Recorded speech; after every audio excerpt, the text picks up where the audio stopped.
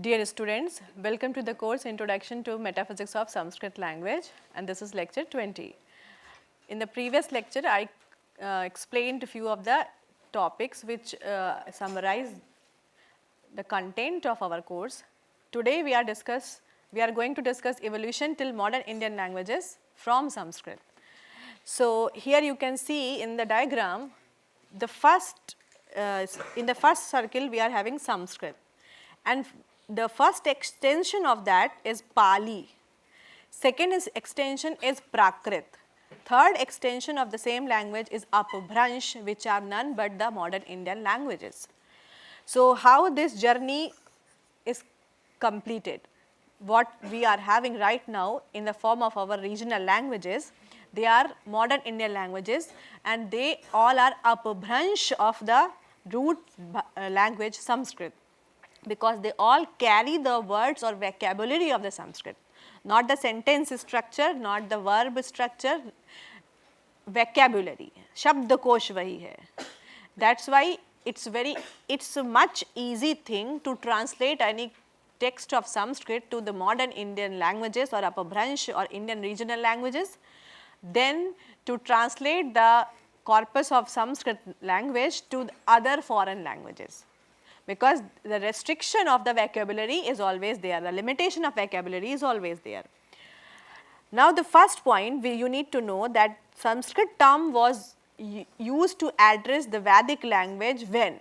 In 5th century. I told you in one of the lectures, like we had our tradition as oral tradition. So Vedas were recited orally, and they, in that sense, the language, Vedic language, or you can say the Sanskrit language, was not nominated as Samskrit. कोई ये नहीं बोलता था कि ये संस्कृत भाषा है. And I explained that there is the actual evidences till now what we have, that the Vedic corpus was scripted in Kashmir Mandal later on. बहुत बाद में उसको लिखा गया.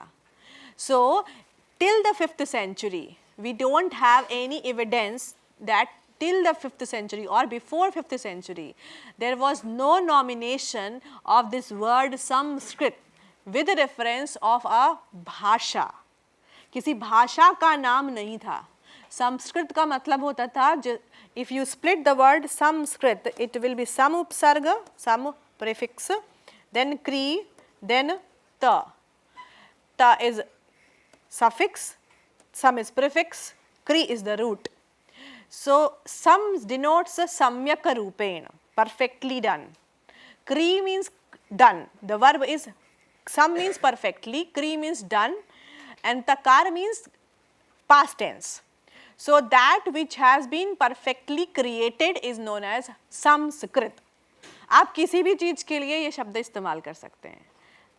ओदनम संस्कृतम, चावल पक गया है, चावल बहुत अच्छी तरह पक गया है. That is also Samskrita. So perfectly created, something that is perfectly created is Samskrita. And till 5th century this word was not in usage for addressing a particular bhasha. After that, in the 5th century this was used for the Vedic corpus, that is something which is carrying mantras, richas, suktas. So for the Vedic corpus they started nominating the word Sanskrit because they understood that it is very refined one. भाषा का ये वो स्तर है जो बहुत ही refined state है, perfectly created की है. That's why they started using Sanskrit word for the Vedic corpus. After that, Pāṇini and Patañjali have not used the term Sanskrit in their compositions to address the subject matter of conception of bhasha, though their composed texts are in the language Sanskrit itself. I have already showed you in the beginning lectures also that they are not using the word Sanskrit, they are saying that Vaidika naam Laukika naam cha. That means I am referring to the words of Vedic corpus and the words which are available in usage, that is Laukik. Next is the Pali. This is the first extension, Pali language. The term Pali comes from the term Palli. Sarvapalli Radha Krishnan, नाम सुना होगा आपने. Palli is the word which means market. Palli जाना, market जाना होता था. When Buddha tried to interact the people, at his time, he used the language of the market area. And that's why the name became Pali. His disciples took down the notes, and that literature is available to us in the language which is popularly known as Pali today. आज हम उस भाषा को पाली कहते हैं. Because it was a language of the common people available in the market area, जहाँ वो घूम घूम कर अपने उपदेश देते थे. खुद उन्होंने कुछ लिखा नहीं है. That's why I said Indian knowledge tradition was not obsessed with the written version of भाषा. उन्होंने खुद कभी कुछ लिख के नहीं किसी को notes दिए थे. Just like I am explaining a lot of the things, but I am simultaneously giving you the PDFs also. But if I stop that, you have to make your notes right here in front of me. So that was the method of teaching. The second extension is Prākṛta.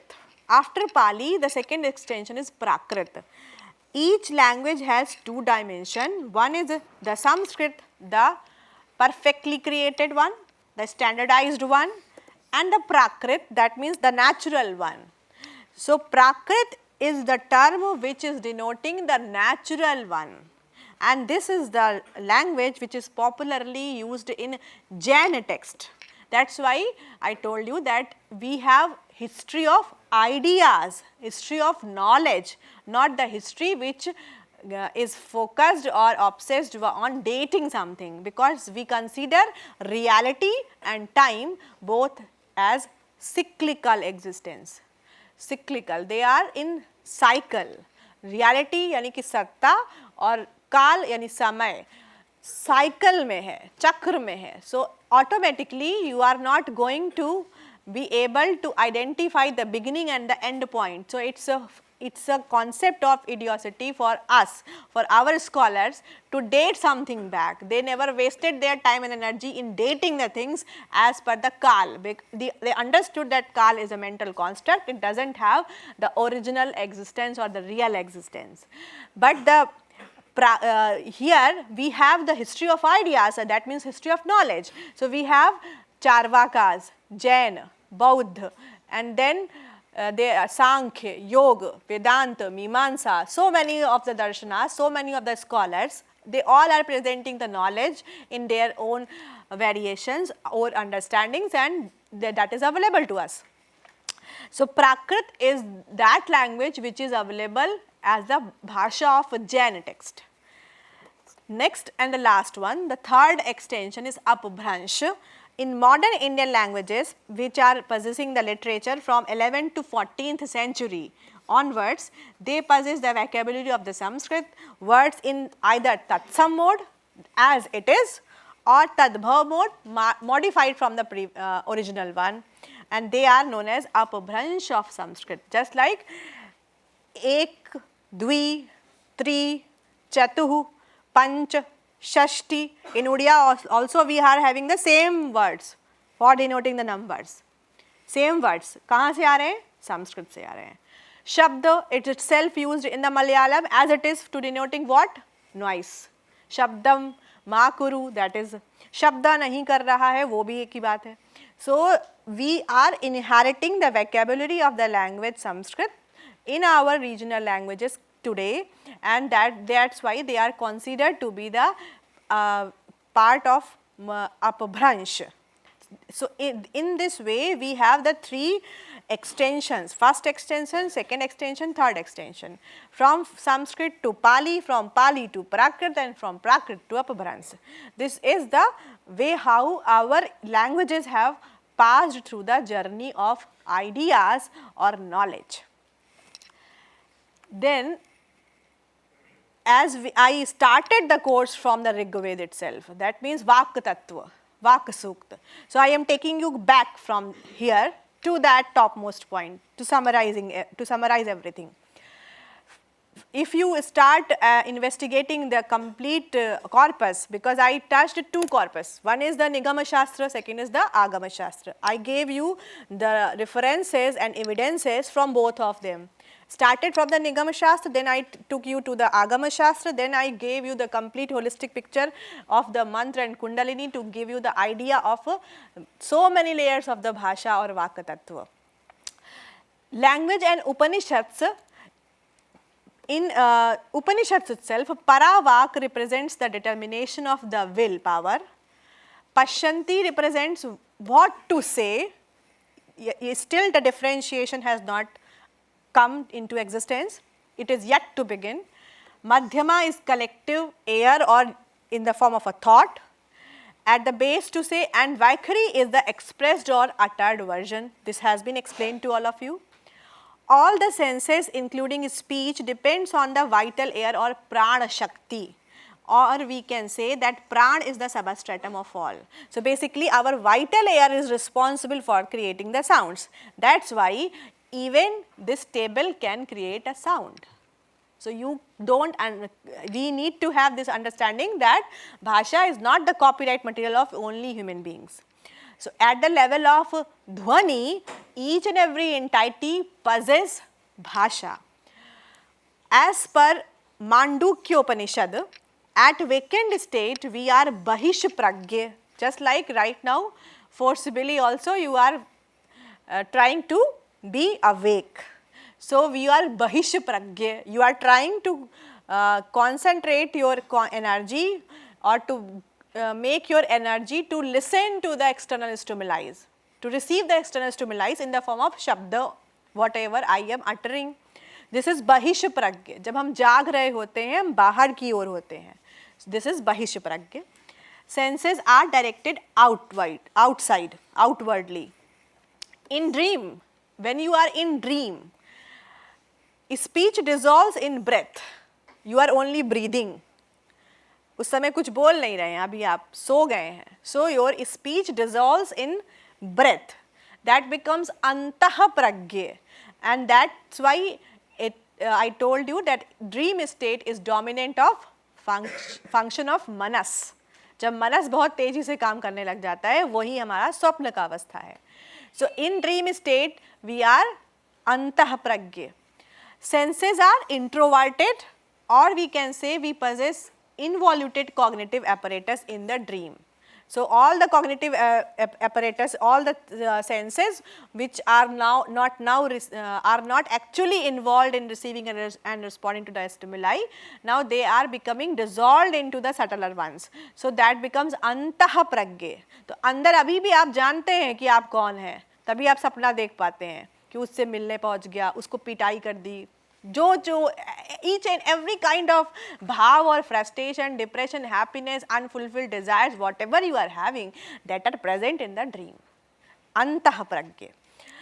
We have a lot of examples, narrations and references where words are able to create the reality because of the power of tapasya in Vedic literature, Ramayana, Mahabharata and Purana, etc. In Western tradition, consciousness is a faculty of mind, but in Indian knowledge tradition, consciousness is a faculty of self. So this point and this point is interrelated. In our literature, starting from the Vedic literature, I told you that Vak Sukta, in Vak Sukta, what Vadi is saying, when Vadi is expressing herself, after realizing her own existence, what she is saying, that I am the one who brings everything in manifestation by expressing everything that is desired by either by Manushya or by Sumedhi or by Rishi or by Muni, everyone, she is exclaiming like after realizing कि मैं ही तो हूँ जो सब कुछ कर रही हूँ. So that means in Vedic literature itself, there are so many narrations and references where words are able to create the reality, and it's after that in Ramayana and Mahabharata also I told you the narration and story from the Ramayana about the curse, because the curse got executed as it is because of the power in the words. In the same way I explained the story of Yaman Nachiketa, where Nachiketa was father of Nachiketa, the rishi, just said like I would give you to the death, and the child got fainted. So the words are powerful enough to create the reality. They create the reality because they are powerful enough to make an impact on the marma sthanas, and that's why we have to actually we have to identify a detailed understanding about the marma and vital points in our body itself, जहाँ पर चोट नहीं लगनी चाहिए, which should not be hurt. In that sense, after Ramayana, Mahabharata also is having a lot of narrations where words are able to create that reality. Just like when Krishna is being cursed by Gandhari. Gandhari cursed because Gandhari is a lady in Mahabharata who is such a tapasic or ascetic woman that she was knowing everything from the beginning, that her son Duryodhan is not following the path of righteousness, he is not right, and still Duryodhan tried so many times to get her blessings, just to get just to hear this sentence that Vijayi Bhava, कि एक बार माँ कह दे कि विजयी भव, क्योंकि वो जानता है कि वो तापसिक स्त्री है, यदि वो बोल देगी तो उसके शब्द सच हो जाएंगे. But Gandhari always remained stuck to the words, यतो धर्मस् ततो जयः. कभी नहीं बोला उसने कि तुम विजयी होगे. लास्ट तक वो स्टक रही, क्योंकि उसको पता था कि वो उसका रास्ता सही नहीं है. And at the end, when the war ended, whole of the clan got destroyed. So now the level of pain she is having, she was not able to bear it, and then she just you can say she just poured all the sorrows, the deepest possible grief and pain on the Krishna, and she said, you were able to stop this war. तुम चाहते तो ये युद्ध नहीं होता. But you didn't do that. So the way my clan has got destroyed, yours will also go to the same destruction. And then Krishna smiles that I was supposed to kill them automatically. You gave me the reason. Thank you. मैं तो आया ही इसीलिए था इस संसार में कि मुझे उन सब का निवृत्ति करनी थी. तो आपने ये कर्ष दे के मुझे कारण दे दिया, और वो धन्यवाद कर देते हैं. So you can see that the pain, the level of bhavas is so condensed at that point that our words become powerful enough to create the reality. And the same happens with the Krishna itself. In the same way, there are a lot of narrations which are available in the Purana, and we can see a lot of the literature, and this happens regularly in our life also. We never want to take the curse of others, इसीलिए किसी को pen नहीं देना है, कोशिश यही होती है. In some or the other ways, if we find like somebody got hurt by us unintentionally, we try to make or say sorry to the person to rectify our mistake. हम हमेशा guilt को सामने ले आते हैं. So in psychology the guilt factor is a dominating factor which should be studied and which is being studied right now. But in psychological understanding, guilt and the curse are the two sides of the same coin. Once you are having guilt, then only you are going to rectify it. And curse is an automatic thing which comes out of you just because of the condensation of the powers at that particular locus when the bhavas are so deeply hurt. That's the level. In Western tradition, consciousness is a faculty of mind. That's why they are stuck with the physical understandings. Mind को भी अभी वो physically ही understand करना चाहते हैं, जबकि वो physical है ही नहीं. But in our understanding, consciousness is a faculty of self. It's our own existence. So in the beginning itself, I told you that consciousness is a term which is non-dual. which is representing non-dual state, but still in the lack of a proper word in English, we have to use consciousness again and again and again. Though in Indian literature, Indian corpus, either we use Brahma or we use Param Shiva, they all are denoting the non-dual state of existence. So, in our understanding, it is a faculty of our own existence. That means bhav. Bhu sattayam arthe means bhav. Sattayam means existence. Bhu dhatu or bhu root is used to denote the existence itself. That is something which is being understood in Indian tradition. Language and the Vedas I have already explained. Actually, I started the course from here itself. So, going back to that same thing. When in the Rig Veda Vaka Sukta, Vadi is exclaiming or introducing herself, and then in that Sukta that is named as Vaka Sukta or Devi Sukta, which is available in 10th mandal of a Rig Veda Samhita, and Sukta number 125, I started the course from here itself. The seer of the mantra is Vak, the daughter of Rishi Amrana, resulting in a complete name Vagamrani.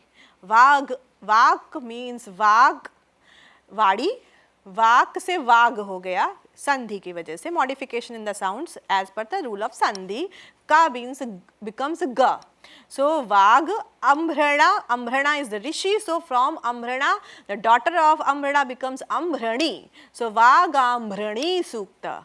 This is the way how we create the words for descendants of the Rishis, like from Kashyap, Kashyapaha, from Atri, Atreyaha.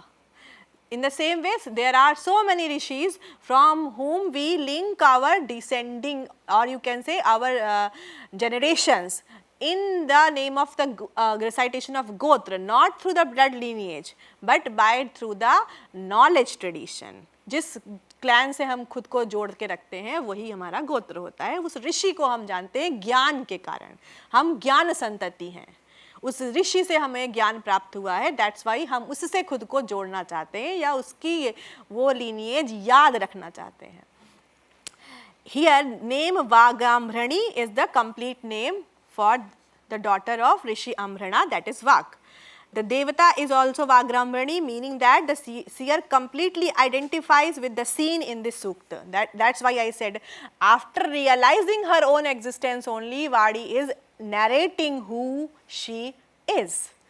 Now, the Rishika in Rig Veda, in the Vedic corpus, there are not only Rishis. This is also very important because when we are in the mid of a discussions about the feminism, we need to have the evidences for our corpus itself. Starting from the Vedas itself, we have Rishi and Rishika. Rishikaओं की संख्या ऋषियों से कहीं ज़्यादा है. The Rishika also contemplate. So here Vadi is a kind of Rishika. Another name or a lot of the corpus which is available for the identification of Rishikas from the Vedic period itself, I will show you. The Rishika contemplates on the self, which can also be interpreted as Paravak, Akara, Anuttar, as per the Kashmir Shaiva If you relate it like it becomes equivalent to the Paravak, because the Vaka Sukta is of the Nigama Shastra and Paravak is from the Agama Shastra. If you relate it, it will be equivalent. So, Vak Rishika is equals to the Paravak of Agama Shastra. Same thing and two different corpuses. And on its creative powers, who joyfully proclaims the verse in the praise of self, Atma Stuti. So when you start doing puja, Ganesh ji की पूजा कर रहे हैं, लक्ष्मी जी की पूजा कर रहे हैं, किसकी करते हो? अपनी ही करते हो, कोई और है ही नहीं वहाँ. The same consciousness is present in the idol. When we do the sthapana, like Ganesh Chaturthi, Durga Navaratri, when we bring that deity to our home, our place, then what priest actually do? ब्राह्मण क्या करता है? कौन से मंत्र पढ़ता है? कभी जानने की कोशिश की है? क्या करता क्या है वो? That person tries to make, or you can say to incorporate consciousness in that particular structure. which you have brought. जो आप मूर्ति लाए हैं वो तो बिल्कुल वैसी ही जैसी आपका शरीर है, आप भी एक मूर्ति ही है ना, उसमें अगर कोई कॉन्शियसनेस नहीं होगी तो आप में एक मूर्ति तो है, आपको उठा के कहीं भी लेके चला जाएगा कोई. So we bring a kind of idol which is we consider right now not having a consciousness. What Pandit or Brahman is going to do? Prākṛta by mantras. So in the first session, when you actually do sthapana, you do Prākṛta in that idol. After that, you start worshipping it. So automatically, what you did? You made that idol as your own extension. जैसे मैं एक living हूँ, conscious entity हूँ, ये भी एक living और conscious entity है. And also, you consider that you are limited being, that is non-limited entity. So if I worship that, that is going to fulfill everything, that is going to give everything. So in turn, you are surrendering your limitations to that non-limited entity that is nothing but your own existence, and you are doing Atma Stuti. अपनी ही प्रशंसा में मंत्र पढ़ रहे हैं और सूक्त पढ़ रहे हैं. Atma Stuti. So we do all the time Atma Stuti. So you need to remember two words, Atma Shlagha and Atma Prashansha. Atma Shlagha is proud on yourself, being so much of proud, possessing so much of proud, or being a kind of pride which shows a kind of arrogance, जिसको हम कहते हैं ना घमंड, वो है आत्मश्लाघा, जब हम अपनी प्रशंसा जबरदस्ती करते ही रहते हैं. And आत्म प्रशंसा क्या है? आत्मश्लाघा and आत्म प्रशंसा are two different words. Once we are doing आत्मश्लाघा, we are always considering ourselves as the most suitable person for everything, most intelligent and in all the aspects. अपनी ही चीज़ को बहुत dominancy देते हैं. So a pride on your own self, that is a kind of a false pride itself. So Atmashlaga. And then second is Atma Prashansha. You need to appreciate yourself. Self-appraisal. That's why in the job also, in exam, class tests, all these things should include a kind of self-appreciation or self-appraisal when you actually evaluate yourself. तो अपनी प्रशंसा करना बुरा नहीं है. Atmashlagha is a bad thing. Atma Prashansha is not a bad thing, but Atmashlagha is a bad thing. You can find a lot of people in your surroundings, in your life, कि वो अपने बारे में बहुत बातें करता है, उसको अपनी ही बातें करना अच्छा लगता है. So वो आत्मश्लाघा है, उसको अच्छा नहीं मानता कोई भी. But Atma Prashansha is like, whatever you do, I respect it, but whatever I do, that is also not a waste thing. I appreciate myself also. That is Atma Prashansha. So in another way, when we perform any ritual in our homes, in our culture, that is Atma Stuti only.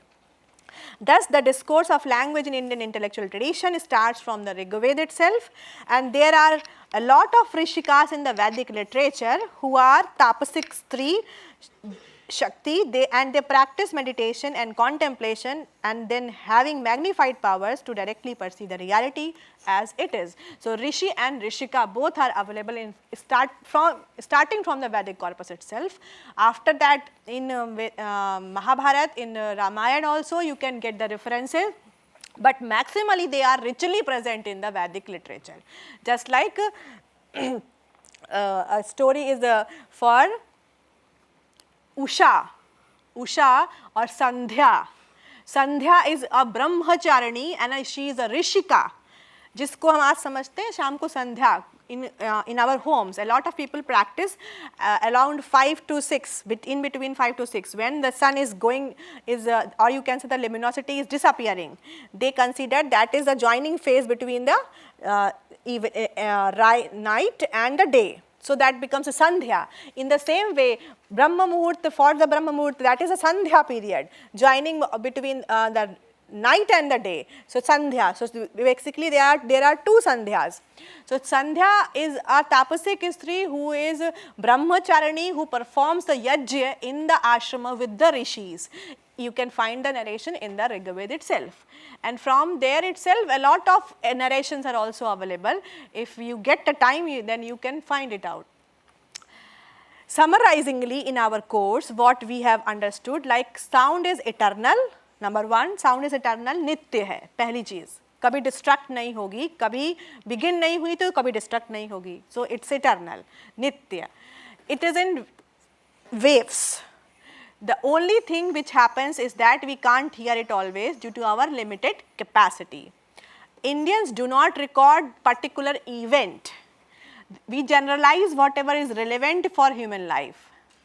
We record it in generality, we draw the essence.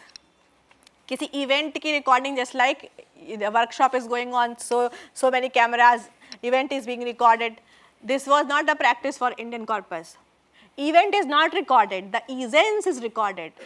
That means every time when the mandali sits, when the mandali means mandali of the scholars or acharyas sit together, or just like I told you in Kashmir Mandal, we were having so many scholars who actually started scripting the Vedas. तो उन्होंने क्या किया? They considered the essence. उन्होंने इस बात पे focus नहीं किया कि अब जो हम इसको लिखने वाले हैं इसकी तारीख लिखें, पहले ये ढूंढ के लाएं, फिर इसको किसने देखा था उसकी सिग्नेचर लेकर आए. नहीं, ये सब करने बैठते तो कभी होता ही नहीं. So basically we record the events in its essence, we draw the essence, we remember the essence, and that's why our culture is dominating with the stories. When some kind of event passes through a longer journey of the period, it becomes a kind of a story which can be passed from one generation to another generation. That is a kind of procedure in our understanding. The term Param means the first and Para means the next. So Param Shiv is ultimate reality and Para is his power. In the same way, I told you the feature of Ardhanarishwar is there. They both are not separate, but still they appear to be two entities or dual one in nature. Indian knowledge tradition is the transfer of ideas or knowledge from one generation to another through the long tradition as cumulative or unbroken tradition or chain. Cumulative means unbroken. ऐसा नहीं है कि वो चीज़ कहीं टूटी थी. So there was no dark age in India. कोई Renaissance नहीं हुआ हमारे यहाँ, कोई डार्क एज कभी थी ही नहीं. With reference of what? With reference of knowledge. So we were not in a lack of knowledge at any of the time that can be dated back in history or written back in history in comparison to the history of the West. जहाँ Renaissance हुआ उसके बाद बहुत कुछ हुआ. तो पृथ्वी कैसी है कैसी नहीं हमको बहुत पहले से पता था. So basically all these things were in our corpus and they were cumulative. Unbroken chain. They were presented as in an unbroken chain and continuous succession of the text and thinkers where conceptual thinking was done. Technical or technological words of the Rig Veda are still present in Indian languages as tatsama or tadbhava, and they constitute 90 to 95% of Indian languages. When you come from this side, first thing is yantriki, abhiyantriki, something is written. Refrigeration कुछ ऐसा है ना, उसका translation लिखा गया है. सो कितना सही है, you identify it, link it with the 64 allied sciences, then you identify it, कितना सही है वो translation. So we create the words, technical words, but the words are coming from the same language. Yantra is not the new word coming from the vocabulary of Sanskrit. Abhi is a prefix coming from the Sanskrit. कहाँ से लेकर आएंगे आप शब्द create करने के लिए कोई और भाषा? भारत की भाषाओं में कुछ तैयार करना है तो वो वहीं से वापस आएगा. Ideas keep on accumulation partly from the primary texts and partly from the commentary texts. Indians created a large body of literature. They are preserved not because they are sacred, but because they are important source of knowledge. That's why it's not important कि किताब copy जली की बच गई. It's not important. इंसान बच गया कि जला ये important है. Because mind is having the knowledge. The conscious entity is having the knowledge. The possessing of the knowledge, the possessor or the beholder of the knowledge is the disciple or the conscious entity itself. So, we were focused on the creation of scholars who can keep that knowledge intact and pass it from one generation to another generation. Knowledge of different disciplines is classified into 3 categories: received one, recalled one and creative one. So, Agam and Nigam Shastras, they are received ones. Recalled ones are like Smriti Shastras because they were recalled again and again as per the needs of the time and space. And creative ones were the creative imaginative literature which was created by different scholars like Kalidas and so on. बहुत सारे लोग हैं. Shruti is received one, Smriti is recalled one and Kavya is the creative one. Creative is also of 2 types, one is imaginative and other is directly perceived. So, in creative ones also we can classify the two things on what type of method it is based. One is you completely imagine something, one is you write those things which you have experienced in your own life. ठीक है, मैं खुद किसी journey पे गया, you just traveled by train from one place to another place, you experienced everything, you wrote it. That is directly perceived ना, खुद experience किया है, तो वो क्या हो गया, creative तो है लेकिन directly perceived है. And if you completely imagine something, आपने अपने दिमाग में कोई कहानी बनाई और उसे लिख दिया, you never experienced it in reality but you imagined in your mind and then you wrote it, then you got published in the form of a novel or a story or a book, that becomes imaginative. 10 million Sanskrit manuscripts are still held in the world. We need to do a lot to possess the knowledge from our own resources. This is the need of our hour, need of the current scenario, present time. And summarizingly, from this summary itself, we can summarize one line, and that line is the language is the grammar of reality. अगर कोई एक भाषा एक line में पूछ देता है, after understanding this course, we have what is language? Language is a speech, it's orality. Then what is language? It's not just a means of communication, it is communion with oneself. Now the last one, language is the grammar of reality. If you can metaphorically, if you want to say beautifully and metaphorically, that is bhasha satta ka vyakaran hai. Just like grammar regulates language, it tries to bind the usage. Nobody goes to a grammarian to create the word and to give you, then I will use it. No, ऐसा कभी नहीं होता. We use it, then the grammarian lists it and then that becomes a kind of boundary which regulates that word. कि कल हम उसको कुछ और बोलते थे, आज उसे कुछ और बोलते हैं. तुम्हारी भाषा में क्या बोला जाता है? हम पूछते हैं ना, because we are multilingual and we are in a when we interact a lot of the times we don't know the words which are used for the same entity in another language. We ask it कि हम तो उसको ऐसे बोलते थे, तुम लोग क्या बोलते हो? Why? Because the grammar regulates the usage of the word, it binds it. In the same way, the language regulates the reality itself. It constructs the reality and also modifies it as required. Example of Nachiketa Yam Samvad, Gandhari as a tapasic stree. So what happened? That language which they used in the case of Yam and Nachiketa Samvad, the language which was used by the father created that reality in which, or you can say through which, Nachiketa got that kind of highest knowledge from the Dharmaraj himself, right? And in case of Gandhari, when Gandhari cursed Krishna, automatically there was a complete reality of the decline of the complete clan of Krishna also. So internal language is able to create the reality just because language regulates the reality. So in metaphorical sense, thus language serves as the grammar of reality. It regulates भाषा एक प्रकार से सत्ता का नियंत्रण करने लग जाती है। एक बार आपने अच्छे शब्द बोल दिए तो आपका मित्र बन जाएगा, एक बार आपने गुस्से में बोल दिया तो आपका शत्रु बन जाएगा। इसलिए कहा जाता है कि भाषा पर बहुत कमांड होना चाहिए। The way you speak defines your character, your personality, and that decides 99% the success of your task. 99% आपके इंटरव्यू में और कुछ नहीं होता, सिर्फ आपकी भाषा, आपका वे ऑफ कम्युनिकेशन इम्पॉर्टेंट होता है। And if you successfully communicate that thing through your, that's why we have a word like body language. क्या होती है body language? भाषा, शरीर बोलता है क्या? But the way you communicate, the way you express your things, that creates an impact, and that is sufficient to create the reality whether you are going to be successful in that interview or not. So it's very important.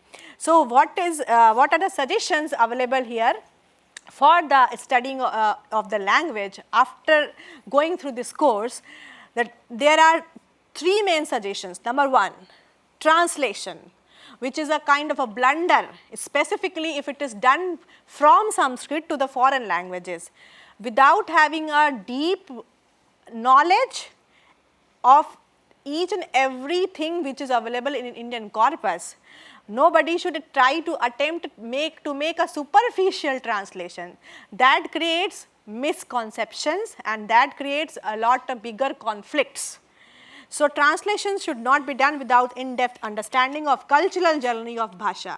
जब तक किसी भाषा की उसकी सांस्कृतिक यात्रा को नहीं जानते हो तब तक ट्रांसलेशन मत करो, पहले उसको जानो उसके बाद उसका ट्रांसलेशन करो. और ये and this fact is applicable for all kinds of translation, not only for the language Sanskrit itself. किसी और भाषा से अगर कुछ और ले रहे हैं तब भी इस चीज़ पर बहुत ध्यान देना पड़ता है. Second is diving in the knowledge treasure of any language should be encouraged with the proper learning of the language of that knowledge text itself. Don't be dependent on the secondary sources. Secondary sources can never give you the original content. If you want to know what is being written in the Vedas, you must make yourself capable of understanding the Vedic language first. तो संस्कृत को संस्कृत भाषा में पढ़ोगे तब पढ़ पाओगे, तब समझ पाओगे.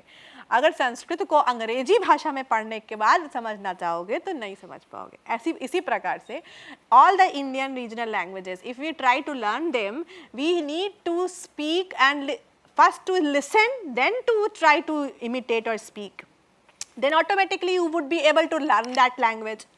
But if you try to, ऐसा कभी करते हैं क्या? कभी exactly कभी सोचा है? We never do these things like if we want to learn Malayalam without listening to the sounds, how to utter of different words of the Malayalam language, or without understanding the accents which are available in that language, we can learn that language. No, we have to learn Malayalam by Malayalam itself.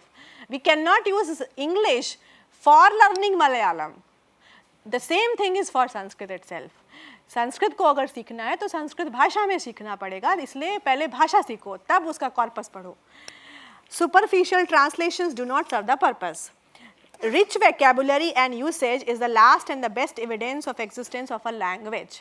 So the question of living or dead, this is very high, this is a very popular question of discussion, whether Sanskrit is a living or a dead language. So what is living and dead? किसी चीज़ को कब मानते हैं कि वो living है? तब ना जब वो continuously use हो रही हो. That is a part of our vocabulary of all the regional languages in current time also. So automatically the usage is available to us. How can we say that language is not living language? ये thought ही irrelevant है.